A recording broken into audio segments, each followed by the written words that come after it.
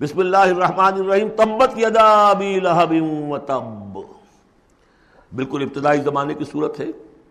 ٹوٹ گئے ہاتھ ابو لہب کے اور وہ برباد ہو گیا خود۔ واقعہ یہ ہے کہ جب حضور پر وہ آیت نازل ہوئی جو ہم نے پڑھی ہے سورہ ہجر میں، فاصدع بما تؤمر، پہلے 3 سال تک آپ نے دعوت جو دی ہے وہ لو کی، جسے ہم کہیں گے، کبھی بھی آپ کی دعوت انڈر گراؤنڈ نہیں تھی۔ اس کو تو سمجھ لیجئے، یہ تو لفظ استعمال کرنا ہی غلط ہے، لو کی۔ اور لو کی میں کیا تھا؟ پرسنل تعلق، پی کالز، لوگوں سے جن سے بھی تعلقات تھے، انفرادی گفتگو میں آپ اپنی دعوت پیش کر رہے تھے۔ پھر حکم آ گیا فاصدع بما تؤمر، اب ڈنکے کی چوٹ کہیے۔ تو آپ کھڑے ہوئے کوہ صفا پر، آپ نے نعرہ لگایا وا صباحا، یہ وہاں کا دستور تھا۔ تفصیل سے میں یہ بیان کر چکا ہوں، سارا واقعہ بیان نہیں کر سکتا۔ تو اس وقت لوگ لپک کر آئے اور ابو لہب بھی آیا، آپ کا چچا۔ جب حضور نے وہاں اپنی دعوت پیش کی تو اس نے کہا تبا لک لہذا جمعتنا، ہم سمجھے تھے کوئی بڑی اہم بات تم نے بتانی ہوگی تو ہمیں بلایا ہے، ہم پہنچ گئے ہیں اور تم نے ہمیں اس کام کے لیے جمع کیا تھا، تو تمہارے ہاتھ ٹوٹ جائیں۔ معاذ اللہ ثم معاذ اللہ، نقل کفر نہ باشد۔ چونکہ حضور بنو ہاشم کو 2 دفعہ گھر بلا کر کھانا کھلا چکے تھے، تو اسے تو معلوم تھا یہ دعوت کیا تھی۔ لیکن یہ جو طریقہ آپ نے اختیار کیا تھا وہ تھا جیسا کہ وہاں پر عام الارم کے طور پر ہوتا تھا کہ کوئی فوج کی خبر آئے، کوئی فوج حملہ آور ہونے والی ہے، تو جس شخص کے پاس بھی وہ خبر پہنچ جائے، وہ کپڑے اتار کے مادر ذات برہنہ ہو کر کسی اونچے مقام پر کھڑا ہو کر نعرہ مارتا تھا وا صباحا، ہائے وہ صبح جو آنے والی ہے، غارت گری والی صبح۔ تب لوگ سب دوڑتے تھے، جہاں تک آواز پہنچ گئی، جہاں تک نگاہ دیکھ رہی ہے کہ ننگا کھڑا ہوا ایک آدمی اونچائی کے اوپر، دوڑتے تھے لوگ کہ کیا خبر ہے اس کے پاس۔ حضور معاذ اللہ ننگے ہونے کا کوئی سوال نہیں تھا، لیکن آپ نے آدھی بات ان کی اختیار کر لی جس کے اندر کوئی قباحت نہیں ہے، کہ آپ کھڑے ہوئے اور آپ نے وا صباحا کا نعرہ لگایا۔ وہ صبح قیامت کی خبر دے رہے ہیں، وہ خبر دیتے تھے جو صبح ہوتی تھی غارت گری کی، دشمن آ کر حملہ کرے گا، لیکن وہ بھی تو صبح قیامت ہے۔ بات کوئی تو ہنسی کی نکلے، خندہ صبح قیامت ہی صحیح، صبح قیامت بھی تو ہے نا آخر۔ تو اس نے کہا آپ تمہارے ہاتھ ٹوٹ جائیں، تم نے اس کام کے لیے بلایا تھا۔ تو فرمایا تبت یدا ابی لہب وتب، اے نبی جیسے آپ کے دشمن جنہوں نے آپ کو کہا کہ اس کی تو دم ہی کٹ گئی، وہ ہوں گے جن کی دمیں کٹ جائیں گی، جن کا نام لیوا کوئی نہیں رہے گا۔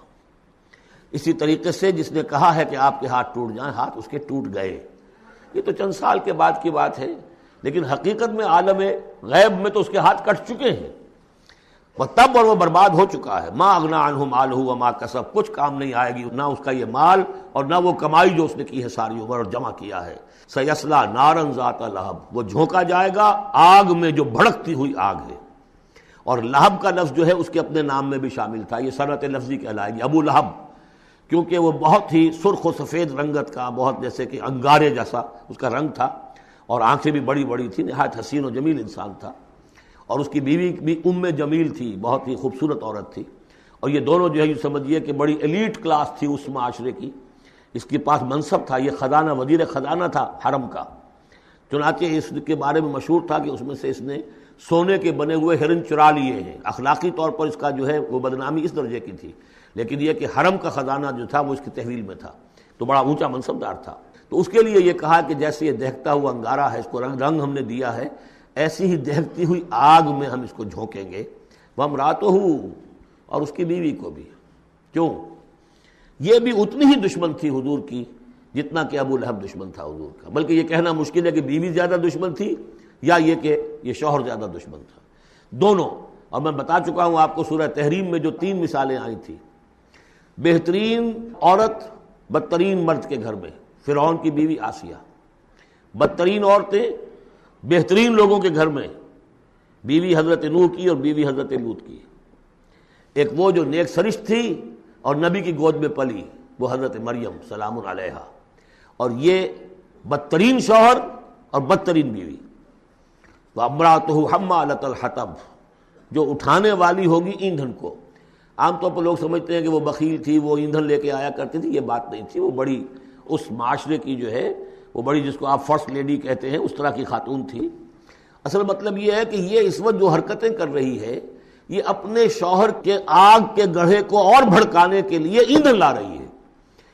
فی جیدہا حبل من مسد، اس کے گلے میں جو یہ ہار پڑا ہوا ہے موتیوں کا، حقیقت میں یہ اس رسی کے مانند ہے جس رسی کے اوپر یہ اب جائے گی آخرت کے اندر، تو وہ لا کر ایندھن اسے باندھ کر، اور جہاں شوہر جل رہا ہوگا وہاں پہ اس کو ڈالے گی اور دہکائے گی اس آگ کو۔